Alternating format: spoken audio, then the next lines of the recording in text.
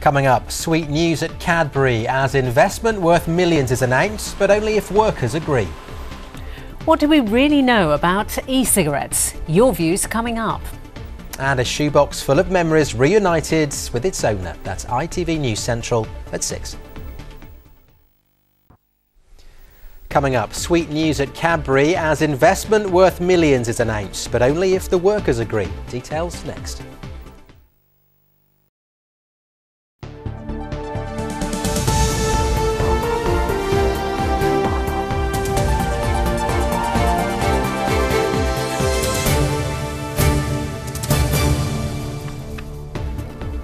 Hello, welcome to ITV News Central. On the programme tonight, cash for Cadbury, the multi-million-pound plan to boost production at Bourneville, but only if workers agree.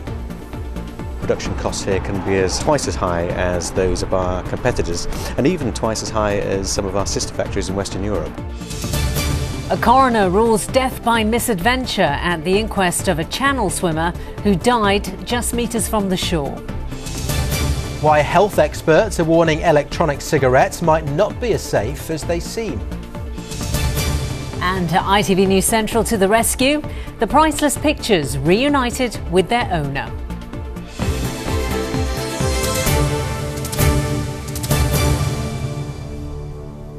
Hello, a very good evening to you. The firm that makes Cadbury's chocolate says it's going to invest £75 million to make its Bourneville factory in Birmingham more competitive, but only if workers agree to the changes. It costs twice as much to make chocolate at Bourneville than at Kraft's other factories abroad. Today, the union representing staff said it welcomed the chance of new investment and was optimistic that jobs won't go in the push to make the factory more efficient. Our business correspondent Mark Goff reports. This is the largest investment in 30 years at the factory in Birmingham, and according to Cadbury owners Mondelez, it'll secure the factory for many more years to come. But it'll only invest if the 2,000 plus workers agree to changes and cost cutting. If they do, Mondelez will spend £75 million on new production lines. The current ones aren't quite as old as these in this archive film, but they are out of date, and making chocolate here costs double than that at their other factories in Germany and Western Europe. Well, Bourneville has a fantastic heritage, but we do need to improve our competitiveness here if we are to remain a chocolate manufacturing centre here for the next generation. This £75 million investment is fantastic news and is designed to keep Bourneville at the heart of British chocolate manufacturing. But it is dependent upon consultations with the workforce, because at the moment production costs here can be as twice as high as those of our competitors, and even twice as high as some of our sister factories in Western Europe. The union here is pleased and hopeful that cost cutting and greater efficiencies won't mean redundancies. With any new technology, there's a risk of job losses, but at the moment we've not gone into the discussions around that. We're just welcoming the news that we're getting this £75 million investment at the moment. It's essential we get investment because a lot of the plant and equipment is outdated and we can't compete with it, so we need the new investment to enable us to compete with the rest of the Kraft network. If the Cadbury factory gets this investment, it could lead to more production and possibly more jobs.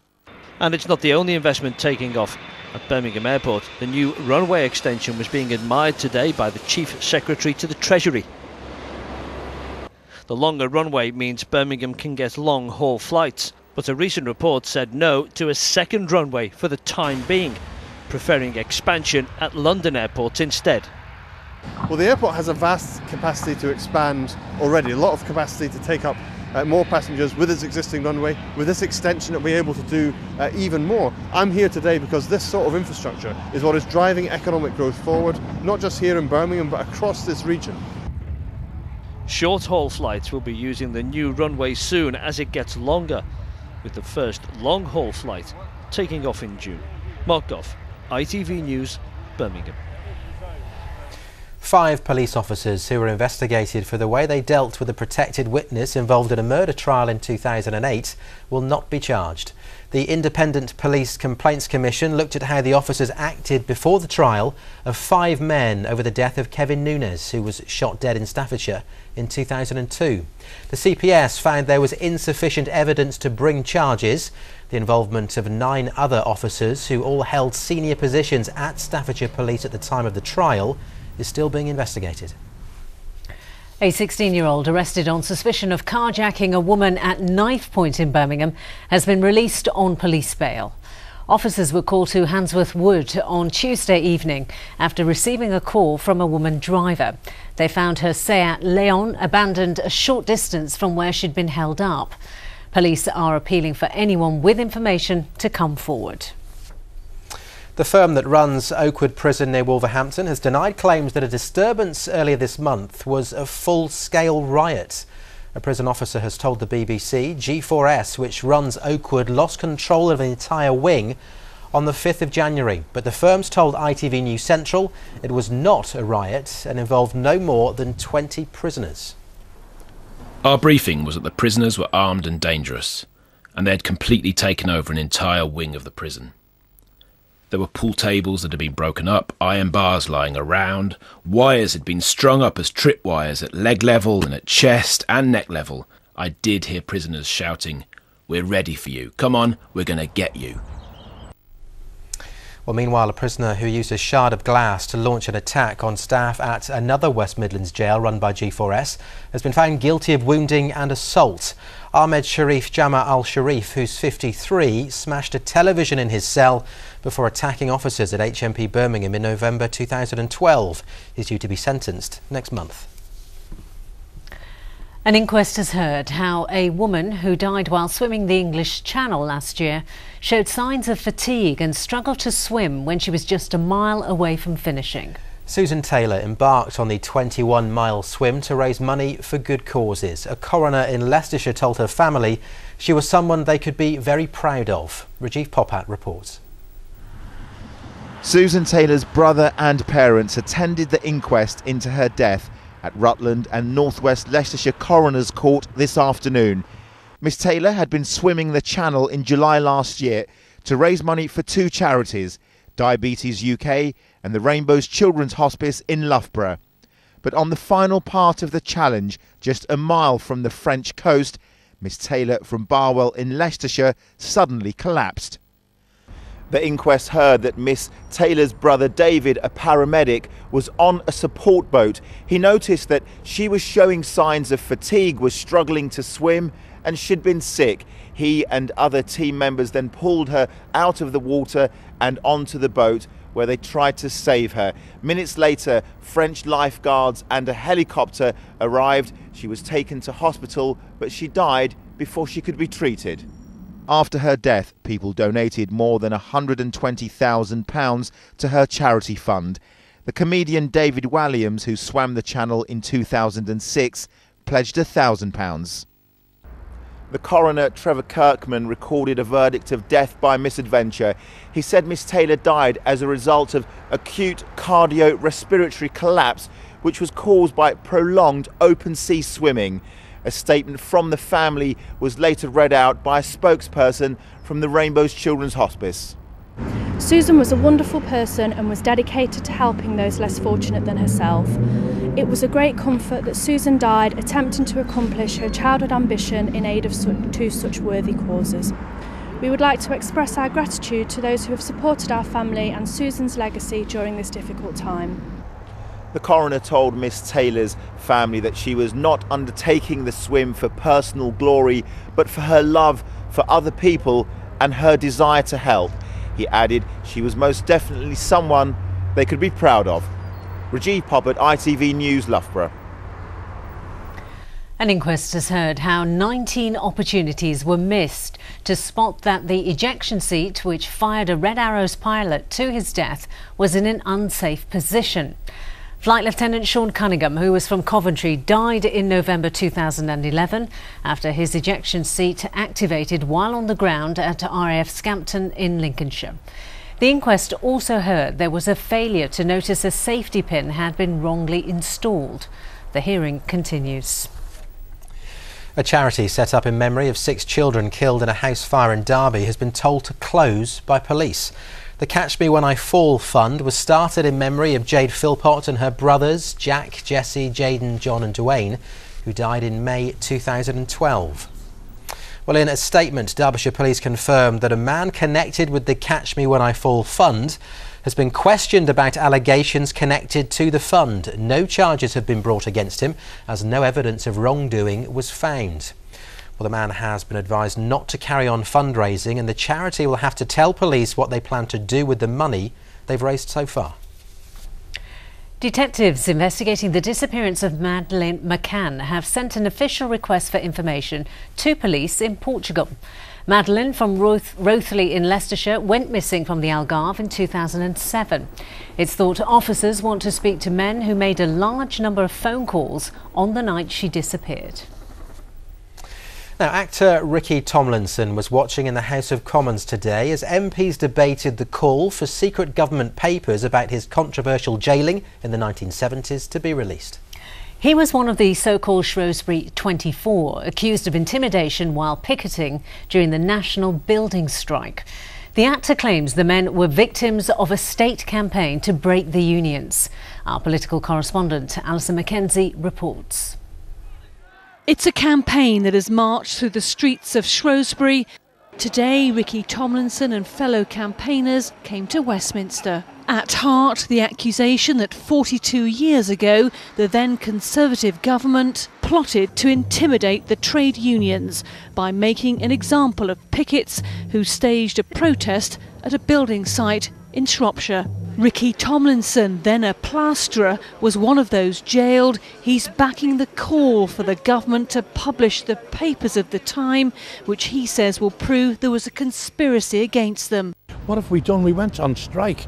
We didn't go on strike every week or every month. It's the one and only time the building industry has ever been on strike. And to get sent to jail for that amount of time, and for them to know that the sentences they give us were illegal and leave us in jail, is horrendous. There were passionate speeches in favour of the campaigners, but this from an MP quoting an appeal court judge back in 1974. At some sites, if not at others, acts of personal violence and threats of violence to the person were committed and made. Persons working on the sites and residents nearby were put in fear. In a statement tonight, the Ministry of Justice says the majority of papers relating to this case are already publicly available. Material can be held for longer than 30 years on the grounds of national security. Alison McKenzie, ITV News. Birmingham City striker Matt Green has visited a school in the city encouraging children to kick racism out of football. The pupils at Regent's Park Community Primary School spent the week designing posters for the Kick It Out campaign, and the Blues player was given the honour of choosing a winner. The striker says it's vital children grow up to learn that racism has no place on the pitch. For 10-year-old people to be that knowledgeable about racism and the artistic work and the thought process that they've put into it is really amazing. It's credit to the school really that they're really aware about it. Work's begun on a multi-million-pound shopping centre in Walsall that will bring a new Primark and Co-op store to the town centre. The development of the Old Square shopping centre will take just over a year to complete and will create 150 new jobs. Now, still to come here on tonight's programme, how ITV News Central helped solve the mystery of the shoebox full of memories given to a charity shop by mistake. And join me for your weather forecast. It's brolly weather tomorrow, and I'll have a heads up for this weekend. Find out what's in store in a few minutes' time.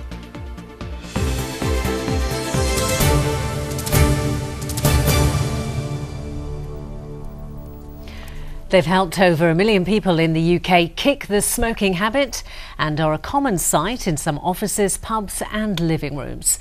Companies that make electronic cigarettes even sponsor football teams like Birmingham City and Derby County. But the World Health Organization has told ITV's Tonight programme it's concerned about toxins and that more research needs to be carried out. So how safe are they? David Wood reports. They may be tobacco-free, but many fear we don't know enough about them. 1.3 million people use e-cigarettes in the UK, and they're getting more popular. An estimated £4 million is expected to be spent on them worldwide this year, and people in this bar don't see a problem with them. I've spent £2.99 on this today. A pack of tobacco is, what, £4 now. So yeah, and this will last me probably a month. They're better for your health, and they don't smell as bad as normal cigarette. I think they're a good thing. They're better than cigarettes. Sometimes it looks a bit strange to see an e-cig in a bar, just because it's still quite new, but you get used to it. The majority of e-cigarettes have three components: a battery, sometimes rechargeable, an element which heats up the vapour, and a cartridge, usually containing nicotine-based fluid. Crucially, there is no tobacco, and what the user inhales does not contain the 4,000 chemicals found in traditional cigarettes. But there's been little research into them, and the World Health Organization says they shouldn't be used until more studies are done. A lot of the toxins which are consumed through e-cigarettes have not been, adequately researched. We know that the amount that a user vapes or takes in can vary enormously. Some experts believe they give smokers the best chance of beating the addiction. While you get people say, we don't know yet whether e-cigarettes are safe, the answer is we know what the ingredients are that are within them, and we know that those are, nothing is perfectly safe, but compared with a cigarette, they're 100 times safer. Since 2011, the EU has debated how e-cigs should be policed, and new regulations are about to be issued. TV ads are expected to be banned, and the strength of electronic cigarettes will be restricted. But the debate goes on as users are protesting it will interfere with the growth of this alternative to smoking. David Wood, ITV News. Well, your views coming up shortly, but earlier we spoke to the ITV News consumer editor Chris Choi and began by asking him what his main findings were in the West Midlands.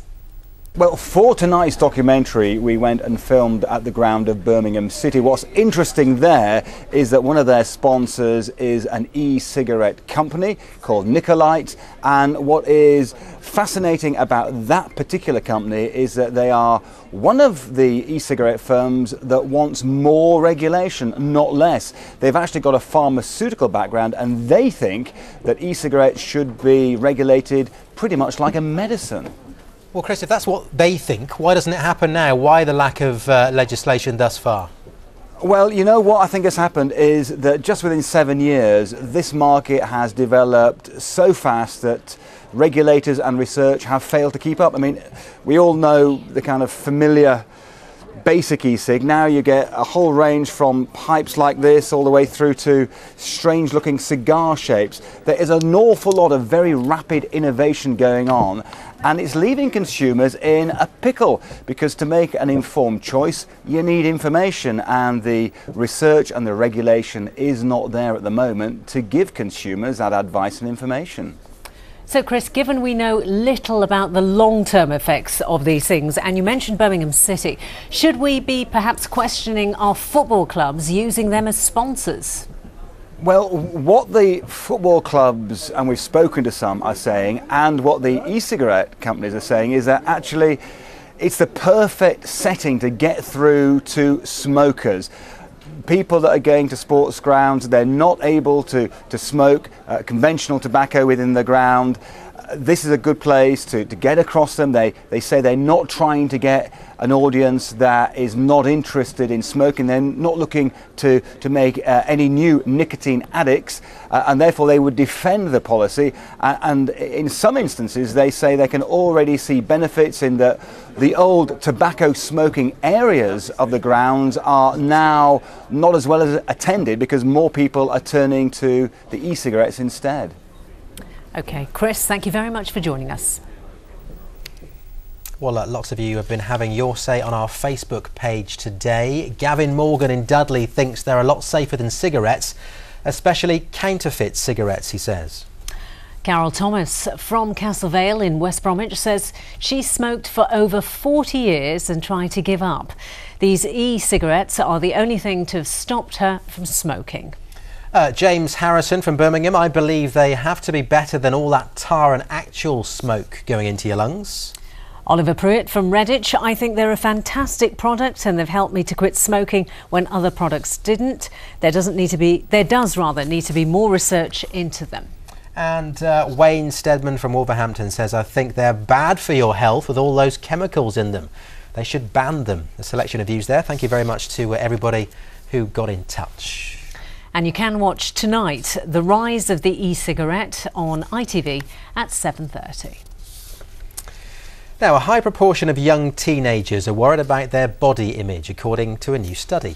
Researchers looked at data from 7,000 young people and found that it's not just girls who worry about what they look like. A significant proportion of boys said they had worries too. Karen Bell reports. You might think young teenagers were focused on Facebook or football, but there's something else on their minds as well. A new study's found that worries about body image are rife in this age group. A lot more 13-year-olds than we'd anticipated expressed worries and concerns about their weight, their body, and actually were involved in practices to control their weight. And that there were many more than we actually thought, both boys and girls. Those practices include dieting, throwing away food, and even using laxatives. I spoke to a group of teenagers to find out what's driving some children to these extremes. I think the pressure mainly comes from things like social groups and social gatherings. I think that especially us as teenage girls, we have a lot of pressure to get the perfect image and to look the best as we can be, because it just feels like we're being judged all the time. Not many people have different types. Like, if you look at models and stuff, they all have the same body type, they're all skinny. And Easton, obviously this isn't just a problem for girls. Boys featured in this study quite heavily as well. Were you surprised by that?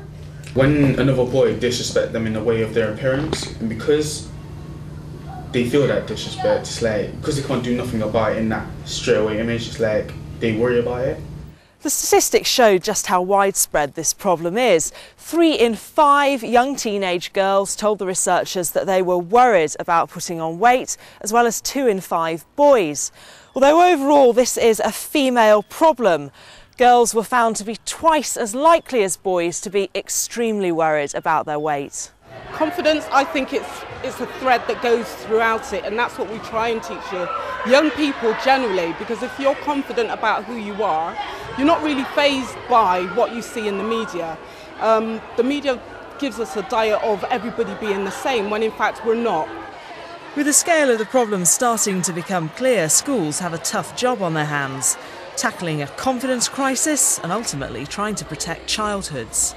Karen Bell, ITV News. Now, the national and international news is a few moments away. Here's Mary Nightingale.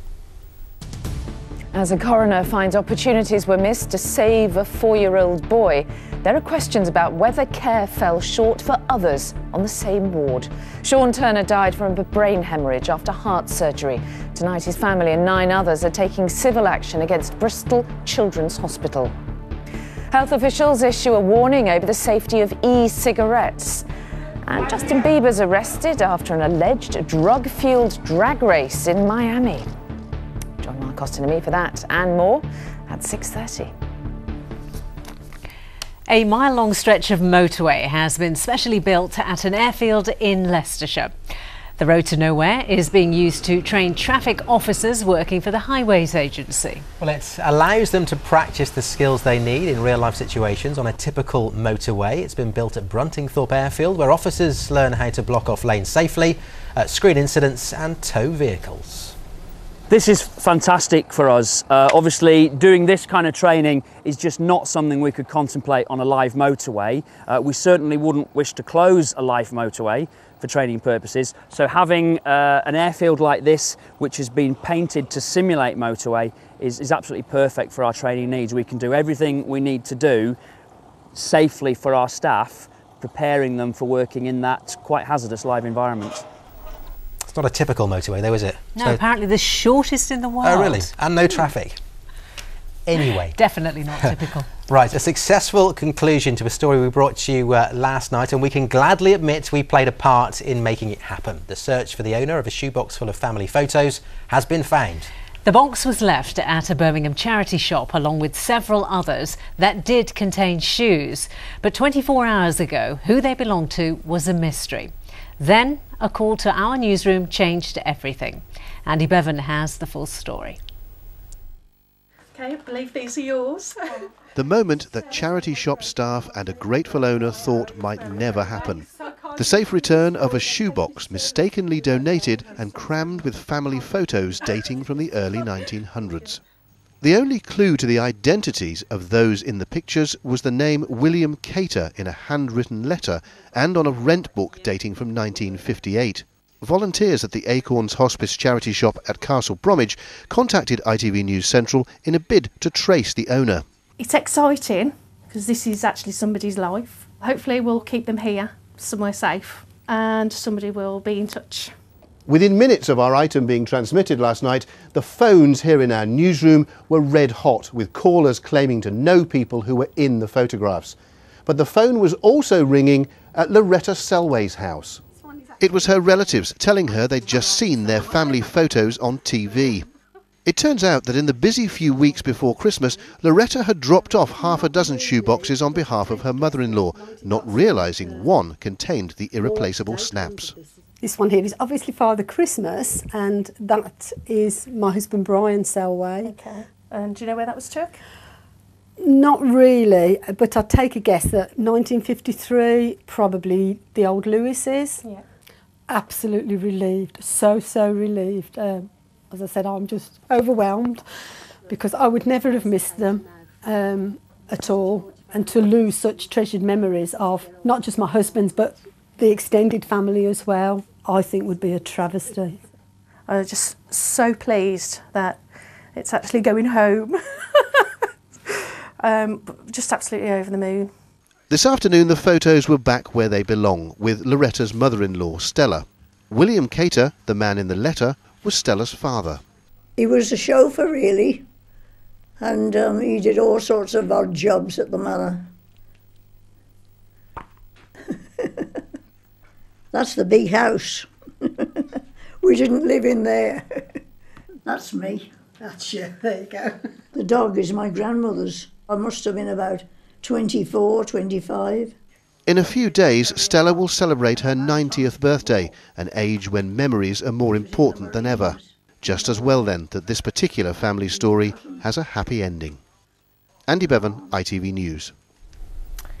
See, now, it's stories like that that just make our day. Yes. And also make our jobs worth it, don't they? Yes, and make the programme as well. That's brilliant. Lovely, lovely ending to that. Imagine how you'd feel, though, if all those priceless memories were lost and you hadn't found them. You sat at home watching it and there it is on the programme. Yes, yeah. Reunited. Superb.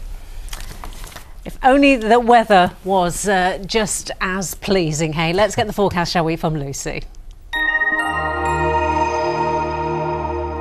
Hello, well, the misty mornings this week have provided some good pictures for us. Thank you very much to Clive Smith for this one, taken of the beautiful Tamworth Castle. Thank you very much for that. But it's less about the sunshine and the misty conditions and more about the wet and windy weather as we head towards the weekend. Friday and Sunday both looking really lively when it comes to rain, with a little bit of sunshine in between on Saturday. You can see here on the radar, the rain for tomorrow is already approaching from the west. It's going to sweep through in the early hours of tomorrow morning, giving us a wet start to the day tomorrow, and then it will be followed by showers and some drier intervals on Saturday. So as for the rest of tonight, well, as we move through the first half of the night, we're going to see the lowest temperatures. Temperatures already taking a tumble, a widespread frost expected, and then overnight that cloud will roll in and the rain, and that will set the scene for tomorrow morning. Definitely take your brolly with you tomorrow. Some really heavy downpours through the morning, especially late morning, before gradually that rain starts to ease a little bit in the afternoon. It's going to be quite damp and dreary. The rain won't be as intense, but still on and off as we head through the afternoon. Highs of 10 degrees Celsius though, that's not bad. And as we move into the weekend, here's a recap. A few showers on Saturday, but some sunshine as well. See you later.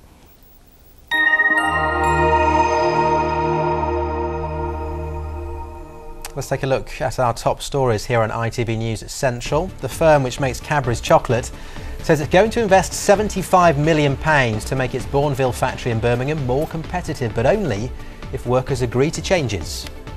Police have spoken to 2 teenage boys after former Aston Villa player Stan Collymore was sent a series of abusive messages on Twitter. A 14-year-old in the Liverpool area and a 15-year-old in Bedfordshire haven't been arrested. The investigation by Staffordshire Police is continuing. And actor Ricky Tomlinson was at the House of Commons today as MPs debated the call for secret government papers about his controversial jailing in the 1970s to be released. He was one of the so-called Shrewsbury 24 accused of intimidation while picketing during the national building strike. And there's lots more of the day's stories on our website, including which secondary schools in the Midlands made the list of the top 200 most improved in the UK. Well, that is it from us for now. I'm back at 10:30. Until then, from the team, it's goodbye. Bye-bye.